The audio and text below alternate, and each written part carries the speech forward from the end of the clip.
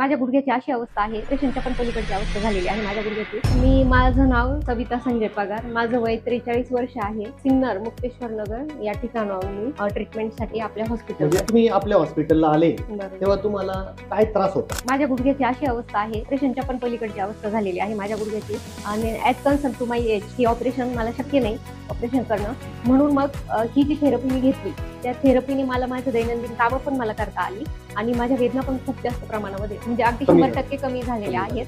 आणि मग मी माझं रुटीन आता सध्या फॉलो. मी जेव्हा या ठिकाणी आले विघ्नहर्ता हॉस्पिटलला डॉक्टर गायकवाड यांच्याकडे, त्यावेळेला माझ्या डाव्या गुडघ्याचा खूप प्रॉब्लेम होता. त्याचं लिगामेंट पण तुटलेले आहे, गादीची झीज झालेली आहे. गादीची झीज झाल्यामुळे हाडाला हाड घासून हाडांची पण झीज सुरू झाली. ऑस्टिओआर्थरायटिक चेंजेस बरोबर. आणि त्याचबरोबर मला कमरेचा पण स्लिप त्रास, लंबर स्पॉन्डिलोसिस पण होता. हो.